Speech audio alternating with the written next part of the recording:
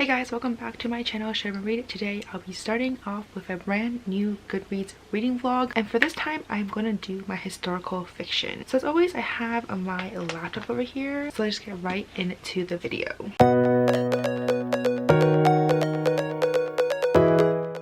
So as always, I'm going to go through the 10 finalists and let you guys know which books I plan to read and which ones I plan to not read. So the winner actually is The Vanishing by Britt Bennett. This is a book that I hope to read and I do plan to read this one. It's right over here. This one sounds absolutely phenomenal. I've heard so many raving reviews. Even my sister liked it. She actually read this book like maybe a month or two ago and she had nothing but positive things to say. So I am really intrigued and definitely cannot wait to find out for myself.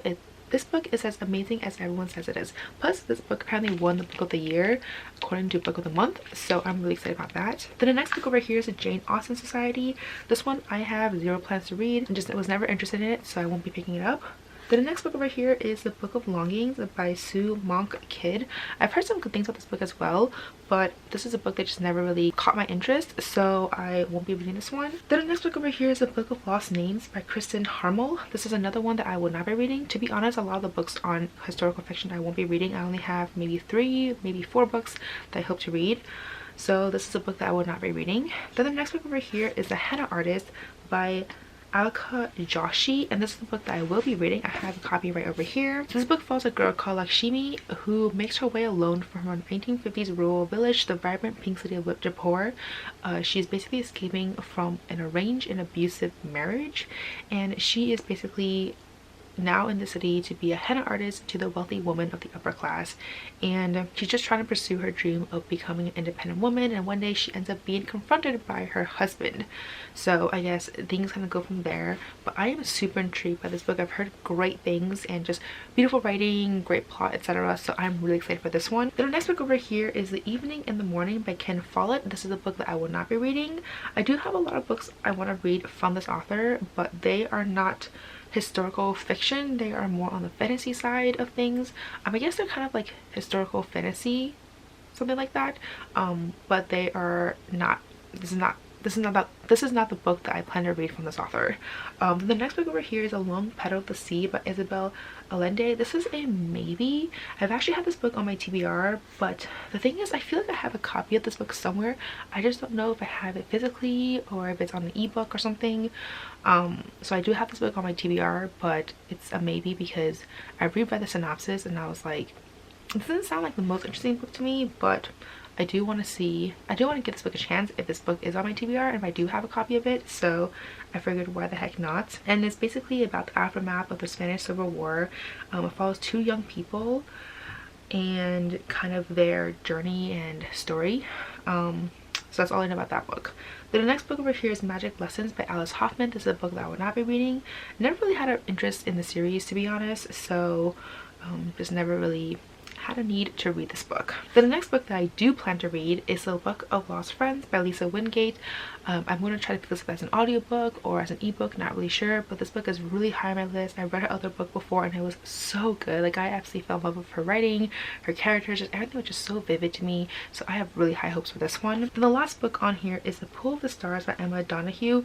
Honestly, I've read one of her books before and I was not a fan, so I just don't know if I want to give this author another try. So this book was just not really on my radar, didn't really have an interest in reading it, so I will not be reading this book. So overall, I just have my 3, potentially 4 books that I hope to read for historical fiction.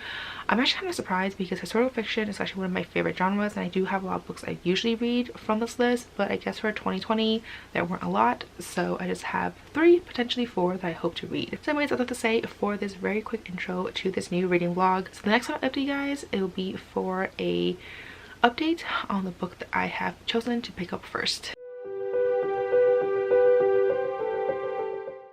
Alright, so just jumping in quickly for 2 updates actually, because I managed to read 2 books. Well, you'll kind of see what happened with the second book. So the first book that I read was The Vanishing by Britt Bennett. This book was such an incredible read. I gave this book 4.5 stars. It didn't quite make it to 5 stars, but honestly, like, I'm waffling between 4.5 stars and 5 stars because it was that good. So this book was just so incredible. It was just so riveting. This book basically follows twins, and their names are Stella and Desiree, where I guess they're very, very light-skinned black people, and I guess what happens is that one of them grows up pretending to be white, lives on with a, you know, white husband, has a kid who looks very white, like white skin, blonde hair, like blue violet eyes kind of situation. The other one ends up growing up to, you know, still as a black person, marries a black person, has a kid who is super dark skinned, and this basically just follows their story as well as their children's story, and it was just so crazy to me, just like how they're cousins but they are just so different in terms of how they look. One of them literally looks like a blonde hair, blue eye kind of girl, very rich, kind of successful because of this coloring of her skin tone, and the other one is not so well off, has a lot more struggles growing up, etc., because of the color of her skin. And the book just really goes into their differences and kind of their society struggles, I guess, because of the way they grew up and how they grew up. And it was just such a fascinating read because, like, it just goes into such a, like, vivid painting of how different it is as a white person versus a black person. And, you know, even people in this book was like, well, if she passed up as white, then like why wouldn't she live as a white person? Like, that just makes common sense, because she had so many more opportunities for herself, with her husband, with her kid, versus Desiree, who is the one who decided to, you know, like stay black, I guess. And so it's just so fascinating to read about. I mean, my sister actually loved this book. I can see why. It is just so riveting to see kind of like their differences. And I also really loved how these cousins, even though they grew up in very different societies and very different like circumstances, how they ended up kind of like connecting with each other. And, you know, like despite their differences, like family still is something. And I just really enjoyed this book. It was just such a like crazy read in a way, just to see like I just feel like I always knew, but I always knew that in like more like objectively speaking, like, okay, yeah, like if you grow up white, you're very different, versus if you grow up like black, you're very different, you're treated very differently. But this book, I felt like just really brought that to like life for me, essentially. And yeah, I couldn't help but like think about this book for a while, because it is just kind of crazy, like the different worlds that they lived in, despite being twins, despite being both black technically, but one just lived and pretended to be white and the other one didn't pretend. And yeah, it was just like such a powerful read, I think is what it is. So definitely recommend this book if you haven't had a chance to pick this up yet. So the next book that I want to talk about is the Book of Lost Friends. This book I ended up DNFing. I had such high hopes for this book. It was supposed to be a really powerful read. I was supposed to be like super invested in it, and I was not. I really enjoyed her other book before. I don't know if it's because I had listened to that on audiobook and the narrator did a really good job and I got so immersed in the story. But this book, for whatever reason, I had read this on ebook, like on my Kindle, and I don't know, I just felt like so disconnected with the story. I felt so bored. It took me, like, I felt like I was reading this book for so long and it dragged for so much. I mean, to be fair, I didn't really read that much of it. I think I got to like 10% of the book, so I don't know how many pages that is, but I was struggling.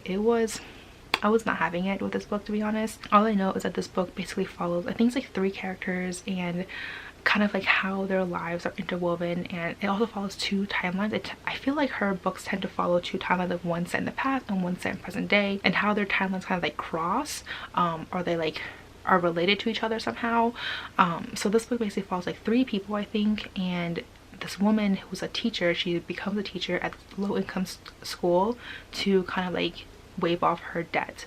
And then the book follows a girl, her name is Henny, who ends up being separated. I believe her family are all slaves, but unfortunately though, I just like couldn't get into it. I was really just upset about this book because I had such high hope. This sounded so fascinating, but I don't know, maybe this book would have been better if I had listened to it audioly, just because sometimes with these type of books it goes by faster, and so I'm able to like get into the story a lot faster versus reading it physically. And that's really all I can say about this book. But as of right now, I have one really amazing book, which is this book over here, and then I have one that is just I don't know. But anyways, I'll check back in later once I actually finish my third book, maybe my last book, and then we'll go from there.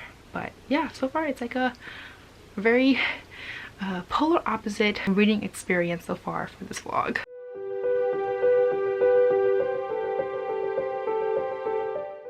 Alright, so I am here to actually end this vlog and discuss the last book that I read for this reading vlog, and that is The Henna Artist by Alka Joshi. This one I gave 4 stars. This book follows a woman called Lakshmi who many years ago ran away from her home, her husband, and ends up trying to make a life of her own, an independent life of her own, and she ends up becoming a henna artist for the wealthy woman of Jaipur. And so after many years, her husband ends up tracking her down and has a young girl in tow. It turns out that this young girl is actually her sister that she never knew about. So now her livelihood is kind of being threatened purely because of the fact that working as a henna artist in all these wealthy women's houses and dealing with their social political issues, she's always treading very carefully and not involving herself with any of the gossip.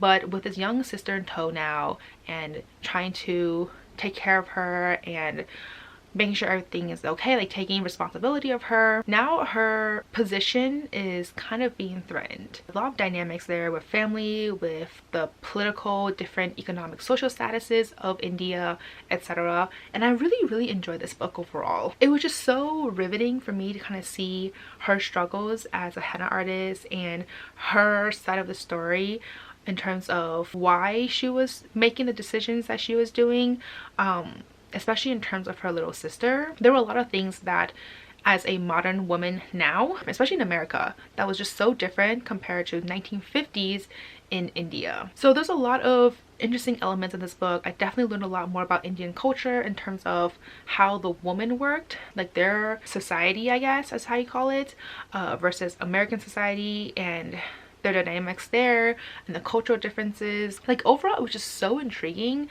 I was so riveted by what was going on, and even though there were some decisions that Lakshmi made that I was like, dang, I feel like that's kind of harsh, but like at the same time I understood where she was coming from.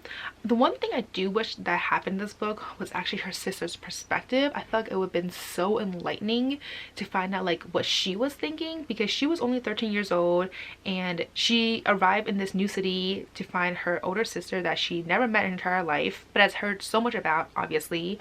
And I feel like having her perspective would have made this book so much richer, because there were a lot of things that was happening in this book that Lakshmi wasn't aware of. So I feel like having her sister's perspective would have just made the book so much more richer and more lush, and I feel like that was the only thing that was missing from this book. But overall, I actually enjoyed this book way more than I expected. So overall, definitely recommend this book. I definitely see why this book is on the top 10 of historical fiction. So just basically ending this vlog here in terms of the books that I read. The first book that I read was The Vanishing by Britt Bennett. This one I gave 4.5 stars. Then the next book that I read, or didn't finish actually, was a book of Lost Friends, which I DNF'd. And the third and final book that I read for this vlog is The Henna Artist, which I gave 4 stars. I was debating about picking up The Long Petal of the Sea, but unfortunately though, I don't know, I just wasn't that interested in reading it anymore, and I decided not to pick it up. So I only read 3 books for this vlog. But overall though, I actually really like the books that I read. I gave one 4.5 stars, one 4 stars, one DNF unfortunately, but the books I did manage to finish,